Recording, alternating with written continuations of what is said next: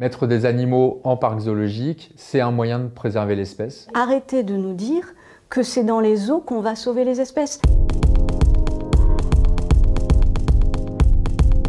Tant que les animaux ne pourront pas être correctement hébergés dans leur habitat naturel, qu'il n'y aura pas de danger pour eux de déforestation, de braconnage, etc., on aura besoin des parcs zoologiques pour jouer un rôle de sauvegarde en fait. Si on veut sauver une espèce, on va sur son territoire originel et on va sauvegarder le territoire, éduquer les populations qui sont autour, de façon à préserver les animaux qui sont là. À partir du moment où on enferme un animal, il est perdu pour son espèce. Dans les zoos aujourd'hui, les animaux sont des produits et c'est un lieu de plaisir et de divertissement pour le public. Si on veut pouvoir financer les programmes de conservation sur le terrain, si on veut pouvoir aider les associations, si on veut pouvoir accompagner les gouvernements dans les milieux naturels des animaux, il faut de l'argent. Et cet argent, elle va venir des visiteurs. Il y a beaucoup de zoos aujourd'hui où il y a des enclos qui sont très naturels. On va toujours réfléchir l'enclos en fonction du bien-être de l'animal et aussi, évidemment, en fonction du visiteur. Les aménagements sont faits pour faire rêver, pour émerveiller les visiteurs. Les animaux passent complètement au second plan. Dans les zoos, les animaux créent des liens. C'est important pour eux puisqu'ils sont privés d'énormément de choses qu'ils auraient dans la nature. Et on va casser ces liens pour en transporter un vers un autre zoo pour la reproduction. Les animaux ne sont pas prélevés dans le milieu naturel.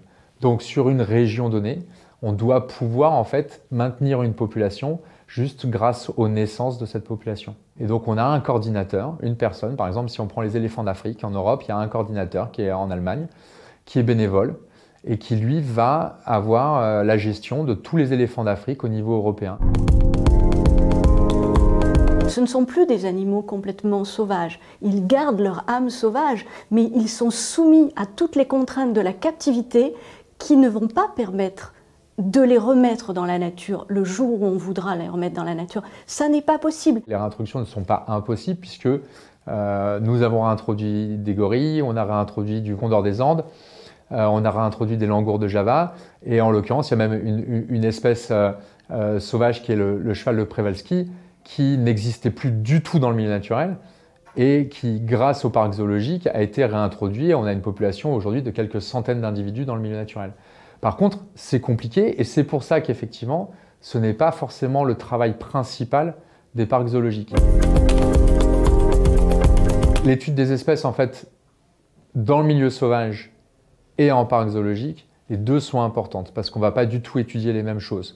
On va beaucoup plus étudier les mouvements de population, on va beaucoup plus étudier les déplacements, les interactions de groupe, voilà, les modes de nourrissage en milieu sauvage. En parc zoologique, on va pouvoir apprendre beaucoup plus de choses que ça. On va pouvoir apprendre les voies de communication. Le sonar des dauphins, par exemple, typiquement, est quelque chose qui a été extrêmement étudié en parc zoologique et qu'on aurait eu beaucoup plus de difficultés à étudier dans le milieu sauvage. Les zoos permettent de faire avancer la recherche sur les animaux sauvages captifs, pas sur les animaux sauvages libres. Si on veut faire de la recherche sur les animaux sauvages libres, on va les observer dans la nature.